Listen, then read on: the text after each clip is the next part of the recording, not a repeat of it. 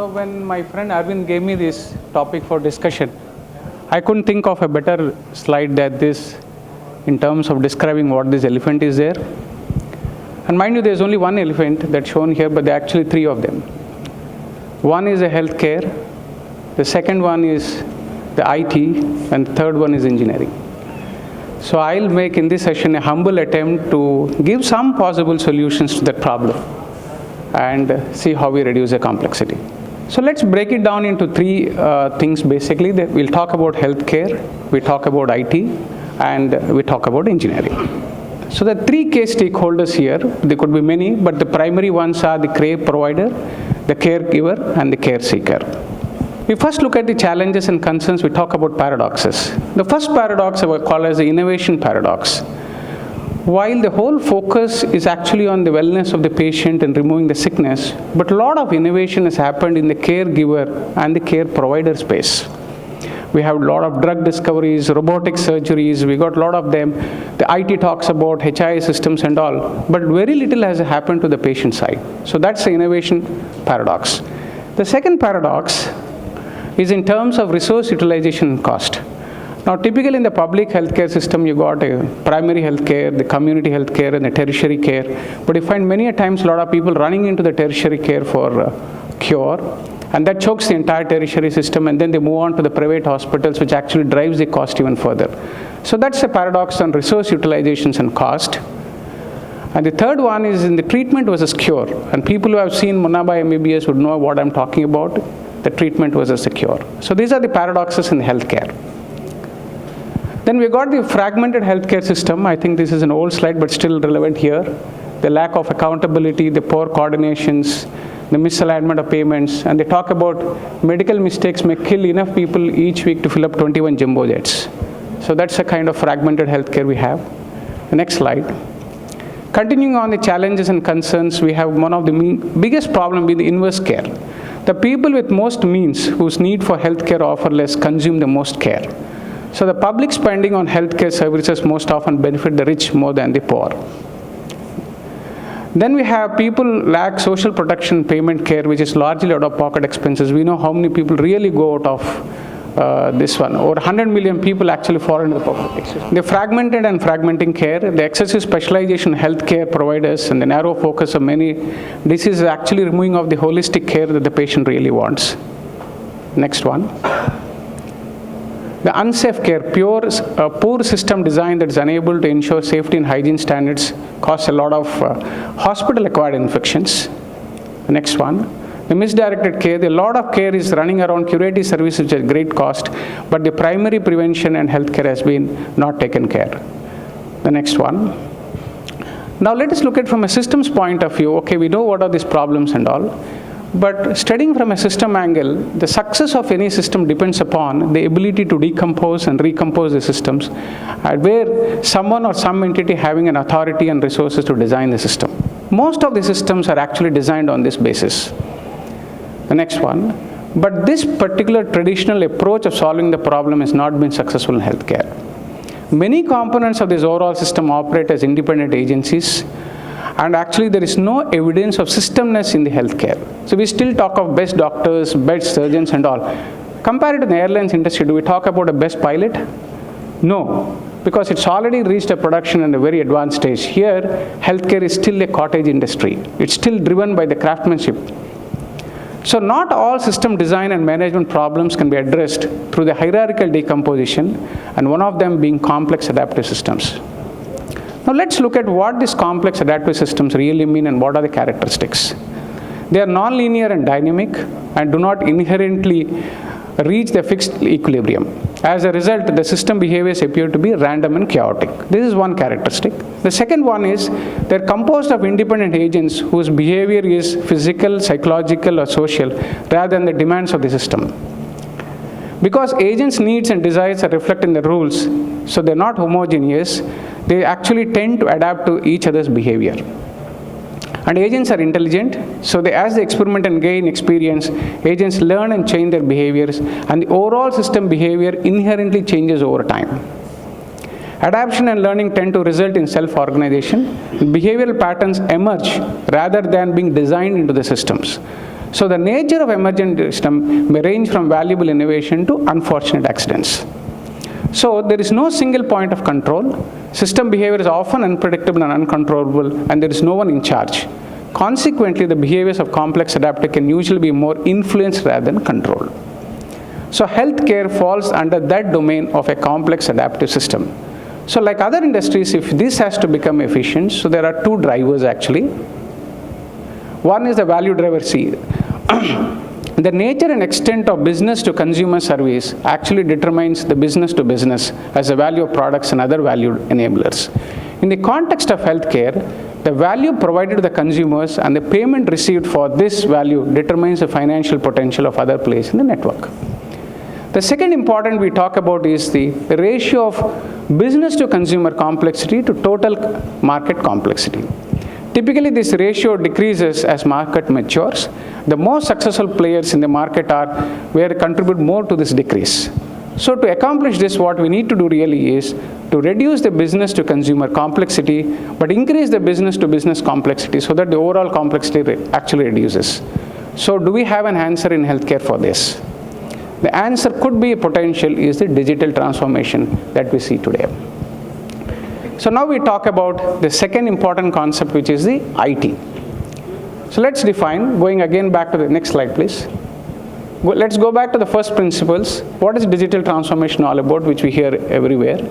It's the profound transformation of business and organizational activities, processes, and competencies to fully leverage the changes and opportunity mix of digital technologies and accelerating impacting across society in a strategic and prioritized way. Now let us look at this is a survey taken by PricewaterhouseCoopers. So what does really digital mean? So digital refers to all technology innovations related activities, about 32% say, but 29% say it's synonymous with IT. 14% of the people feel it's a customer facing activities is what we call digital transformation.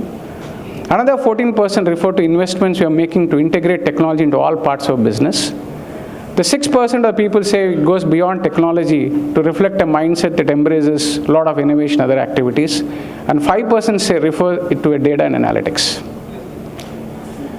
There's another question, what value do you expect from a digital technology? So people believe about 57% believe it's growth in their revenues, 12% increase in the profits, about 7% achieving cost savings, and 10% better customer experiences, which dropped from 2015, and 2% believe it can bring innovation to our products. What are the existing barriers to the digital transformation? Lack of properly skilled teams, outdated technologies, integrations across new existing technologies, inflexibility of slow processes, and of course lack of collaborations between IT and businesses. Some of these barriers they cross. Now, what are the kind of things that are sizing up or disruptive technologies that we talk in digital are? Internet of Things, artificial intelligence, robotics, 3D printing, augmented reality, virtual realities, drones, and blockchains. So these are some of these technologies which are a part of the digital transformation. So let us see whether these things are still a textbook kind of a thing or they're really finding applications in the regular world. So let's take some examples of one is increasing operating room utilization. Typically, this brings about 60% of admissions and 60% of revenues. And most of these block schedulings actually are done manually. And these current techniques are all make the changes cumbersome and all. But using predictive analytics, mobile technologies, and cloud computing, providers are mining utilization to dramatically improve. And one of the case studies that's given is, at UC Health in Colorado, scheduling apps allow patients to get treated faster, and actually it resulted in increase in per hour revenue by 4%, which translates to additional 15 million revenue per year. One case study. The next one is slashing infusion center wait times. Actually, this is a very, very complex mathematical problem. Even for a 30-chair center, avoiding the 10 a.m. to 2 p.m. rush, actually, you have to run through several possible outcomes. Faced with challenge, New York, there's a hospital where predictive analytics and machine learning to optimize a schedule template, resulting in 50% drop in patient wait times. And in addition, it also has given a lot of benefits in terms of last-minute add-ons, cancellations, and other things and all. Is streamlining the emergency department operations. They are known for bottlenecks because patients are waiting for lab results or imaging backed up, etc. Analytics-driven software can determine the most efficient order of ED activities, reducing patient wait times. When a new patient needs an X-ray or a blood draw, knowing the most efficient sequence can save patients time and make smarter use of ED resources. Software can also reveal historic holdups and all. This allows providers to eliminate recurring bottlenecks and call for staff or immediately reroute the patient traffics. So, university hospital, MRI use predictive analytics to forecast patient demand for each category of lab test of the day and all. And the provider reduced average patient times from 1 hour to 15 minutes. Then we got also the accelerated discharge planning, which is another case where you can optimize the discharge planning through analytics and all. So in summary, making excellent operational decisions consistently 100 times a day demands sophisticated data science, used correctly analytics tool, lower healthcare costs, reduce wait times, increase patient access, and unlock capacity with infrastructure is already in place. So now we come to the third important portion, which is the engineering. So what are the challenges that the digital transformation has thrown on us? One is reduced time to market. So everybody wants functionality and features as of yesterday. The flexibility and agility with which these features and enhancements are done into the product. The new disciplines, every day new things are coming up. We got big data, IoT, artificial and machine learning. So how do we cope up with all these things that's coming up? The new devices and technologies like virtual reality glasses, smartwatches, all that stuff. Then the high degree of heterogeneity that all these technologies bring in. So there's no time for bringing some homogeneity or standardizations across these technologies. And stronger networking, we still need to work with the existing systems that are already there. An extended service market, you've got the PaaS service providers, the IaaS and the SaaS, and also how do we leverage them, which are all coming up. And the consumer and consumer orientation is very important today in terms of developing user-centric systems. So how do we do that, which is a key to success. And business awareness, where the IT and the business have to collaboratively work together. So these are all the various engineering challenges that we have on the table today. So what are the solutions? So it's at first having a digital strategy. It's backed up by the digital transformation, coming out with the scope and the coverage. And third one is having a rightful architecture and the engineering backing it up. Talking about the digital strategy, it covers three important aspects: the customer experience, the operational processes, and the business models. So driving a little down lower, so the customer experience talks about complete understanding of the customer, resulting in the top line growth and focusing on all the touch points that the customer would have. The operational process looks at process digitalization, work enablement, and performance management. The business models talk about digitally modified business, new digital business, and digital globalization. Now we come on to the architecture engineering portions. So first is, before we go on to the details, let's understand that enterprise applications are not all the same. There are three different classes of applications. We call about transaction systems, information systems, and decision support systems. The transaction systems are typically the HIS, the ERP, or the CRP, where the basic intent is to automate the business process. And for example, if you take a company which has got two different systems, let's say there is a HIS and also an SAP, and you're using HR for both the places. In one places you put the sex as MF, another place you put 1 and 2. Then you got a problem when you want to take a correlated statistic, both of them. Either the MF has to be converted to 1, 2, or the 1, 2 gets converted to MF. So you need specialized systems which actually extract the data, transform, and load them. And they then become the information. And when these are presented with proper visualization tool, can help in decision making. So there are all three different systems. The way you approach them, the way you're going to design them, the way you're going to architect them are all different. So going a little deeper into the differences again. So transact systems look at automating the process. Keep to the old slide. Whereas the analytical system helps in decision making. They're designed for efficiency, whereas they're designed for effectiveness. They structure the business, whereas this is for adapting the business. They react to the events, but here you anticipate the events. It's optimized for transactions, whereas here it's optimized for queries. The data is typically the current in a transaction system, whereas in an analytical system you want current, historical, and also to the future. And continuously there's an updation of data, but here you have periodic snapshots. It's functionally oriented, whereas we talk about subject orientation here. So here what happens, basically you got the operation system which continuously collects the data, and then as data is extracted, transformed, loaded into the data warehouses, it becomes information. And the rules and models are extracted with the knowledge, and then when they're enacted into the plans, results in wisdom. So this is a cycle of data being continuously converted to information, to knowledge, and to wisdom over a period of time, which actually makes the organization smart. So the key takeaway here is to understand that not all systems are same, and they have to be looked at differently during design, development, conceptualization, architecture, everything. Now we look at the design principles. One is the microservices. Microservices are very, very small services which are autonomous but still can work together and all. Next point. It reduces the time to market when developing new functionalities. It supports technology heterogeneity. You can develop services in .NET or in Java and then still can work on together. Third, there is a lot of reuse aspect that is there because the services exposes the functionality which other services can use. The other important point is API design and strategy. The application programming interface is a very, very important aspect in taking the design concept. And then automation, a lot of things can be automated, right from deployment to testing to all that stuff. And third is the technical governance is very, very important because the choice that you make of technologies, the databases, other things, there has to be a commonality and somebody approving that. So the technical governance is an important team. And lastly, a critical analysis of new trends and the team culture are other important aspects of the design.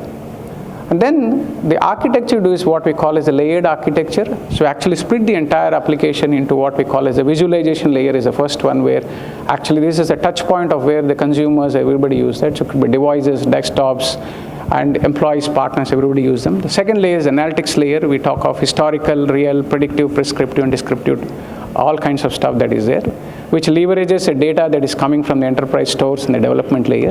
And then there is a data access layer from which data can come on-premise, cloud, it can come out of the platform as a service or any other legacy system and all. Then you've got the interoperable layer which helps you to connect to IoT, and they're all standards driven and all. The manageability layer allows you to run your operations well. Coming on to the development and release process, you have right from the plan going up to the construction to release and all. We talk of agile, continuous integration, delivery, deployment, and DevOps, which actually help you to reduce cycle time, quality, and predictive faster releases. Going down in the development, containerization microservices are important. Elimination of formal QA processes, small changes in frequent deployments. Testing and deployment driven by automation. The team working, horizontal teams for each sprint and productivity and quality dashboards. And then release and management cycle where you have self-service monitoring, blue-green deployments and all, and self-healing systems. So this is about engineering. So in summary, if you look at it, what we really talked about, the current healthcare status, the paradoxical state, why it is there, the nature of the system itself being different from the traditional industries and all. And the goal of the healthcare is to decrease the consumer complexity. And that we said digital transformation provides a lot of potential on it. We looked at the benefits, barriers, and the bridges for that. And then finally, we looked at engineering. So what are the challenges? How do you actually come out with a digital strategy? What are the outcomes in terms of customer experience, operation processes, and business models? The new principles that we talked about, the layered architecture and the best practices of SDLC.